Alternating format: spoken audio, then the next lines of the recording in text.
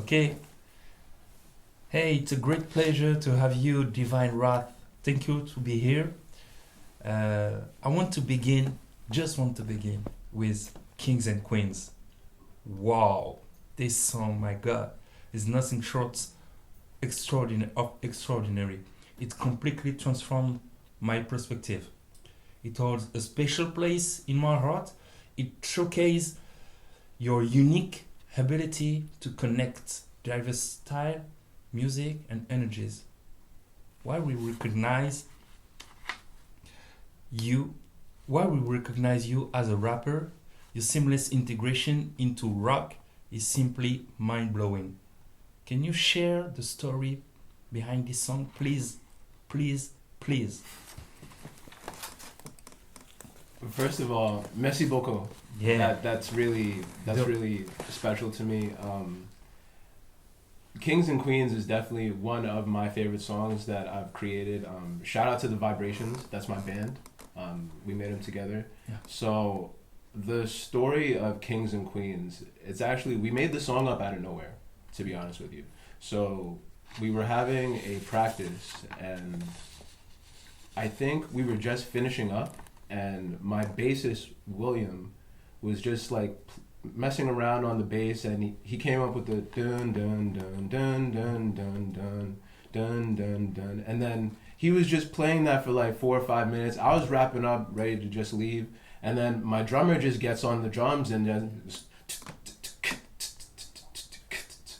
and at the time I was going through some falling outs in multiple aspects, friendships that weren't going right, relationships with my family that weren't going right, romantic relationships that weren't going right. And me as a person, I wear my heart on my sleeve. I'm a very direct, forward person. So at the time, I just felt like a lot of people took my kindness for weakness and took advantage of it. So that's why when you're coming up to the hook, it's like, toss that dispensable ass to the curb because I'm one of a kind. Yeah. Toss that dispensable ass to the curb because I'm one of a kind, meaning you should only revolve people around you and associate yourself with people that respect your energy, respect who you are, and treat you with dignity and grace. And a lot of people don't realize that and let people just drag you through life, taking advantage of you, knowing that this is the type of person that you are. So I made that for people to realize that you are kings and you are queens, and you should always recognize and treat yourself as such in any environment. Well, thank you for the message. Thank you very much. It's a big thing. Thank you, and appreciate. As an independent artist, do you think that if you were on a major, that this song is possible? Kings and Queens, do you think it's possible to reveal this kind of song in a major? I'm actually really glad you asked that. I fully own the copyrights to Kings and Queens. I own all of the publishing. I wouldn't be opposed to doing work with a label because I know there isn't, at least for this, there isn't a place where they can try and take advantage of the fact that I'm a smaller independent artist and try to leverage their opportunities they could provide me for maybe taking a large piece of my masters, or, you know, if it was something like a sync licensing deal, maybe if someone wanted to use it for a show or a movie, or if a label wanted to subcontract a lease or something, I'm completely open to that. And I would just say to everybody, if you are a musician, it's really important to be literate on owning your music and having copyrights and understanding your publishing. Mm-hmm. Yeah, thank you. It's a good message.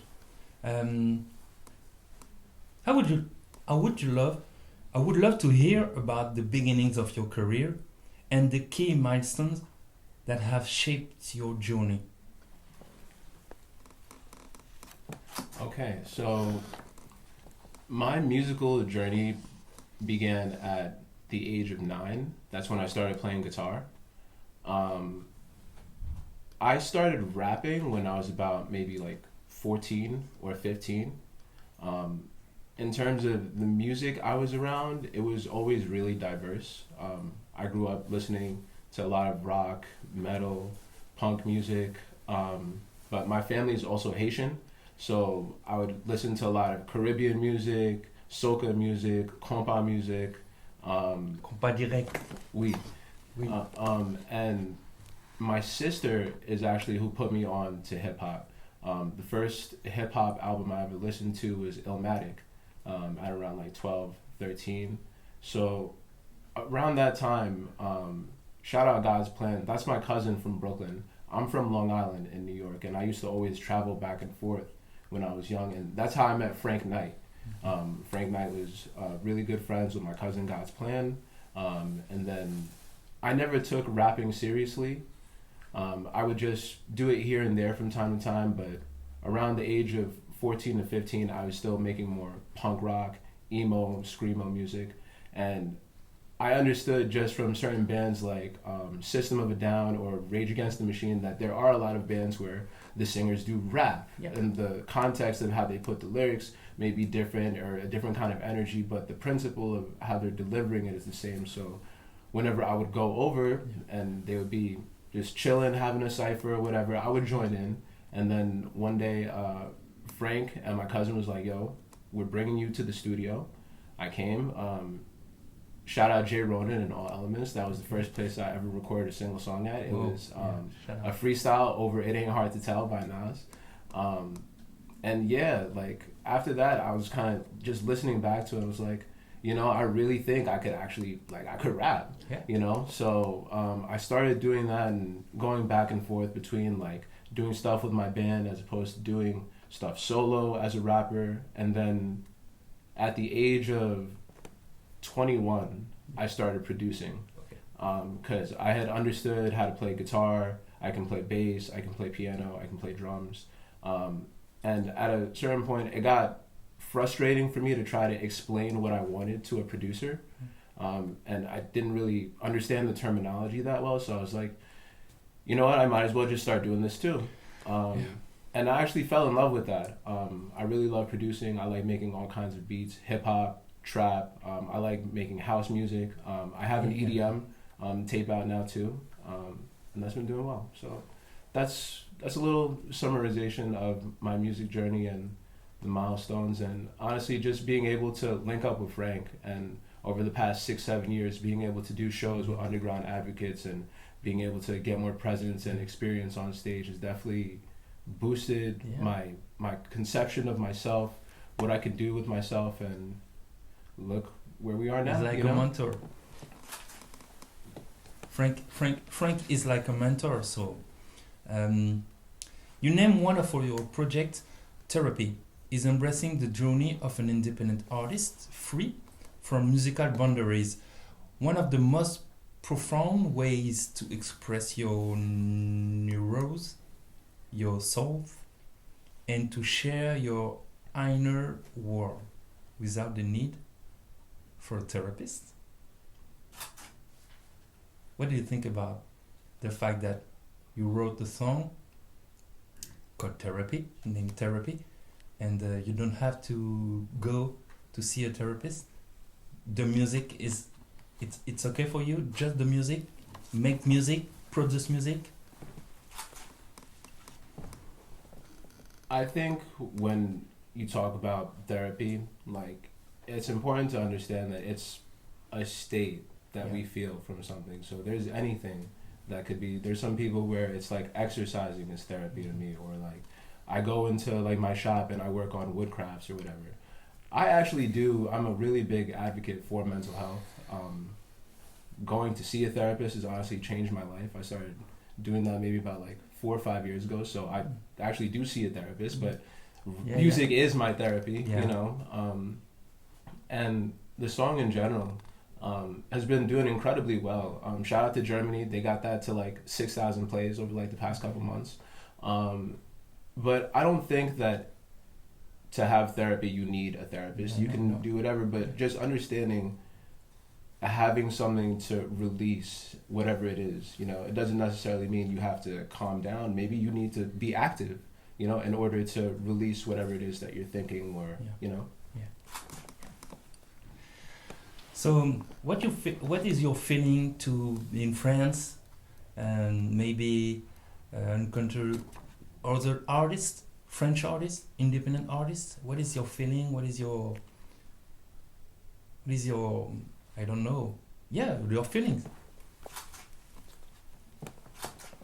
I really appreciate the French rap scene's appreciation of hip hop. Yeah. You know, they really care about the craft and the style, and even just knowing people like Posca that's able to get so many different people and so many different styles together. I'm a big fan of all kinds of French rap though. Like I like the drill rap that's been coming out of France. I think they got a lot of saucy stuff going on. Yeah. You know, but I've known that France has always been a really big appreciator of lo-fi, 90s, boom bap, hip hop, and that's the core tenets of where I learned how to rap and what my identity as a rapper was. So I'm really appreciative of just the energy of them all. Yeah. Yeah, you're right, because for us it's a religion. Hip hop, rap music, artist, it's a religion. It's more like, you know, more like everything. Music is a great feeling. You have a great feeling when you are in a concert, on stage with artists. So thank you to be here in France. And my last question is, because I know that you're from Haiti, so do you know Creole from Haiti? And do you have a favorite word in Haitian Creole? Creole Haitian? Maybe, I don't know. And in French and in English. Your favorite? Je parle créole un petit. Okay. So I'm more conversational, if anything. My family, my mom can speak English, Creole, French, and Spanish, all fluently. My aunt can speak all fluently. Yeah. Most of my family from Haiti can speak Creole and Francais. Okay. So I was having a conversation about this with someone yesterday, because there's times where I'll go around Paris and, you know, you only get good at a language by speaking it. So I'll try and answer in certain stuff when I go out to eat, and they'll be like, oh, you know, because sometimes I'm used to the pronunciation just because of how they pronounce things in Creole. Yeah. So it's always weird for me. I don't have a favorite word per se, you know.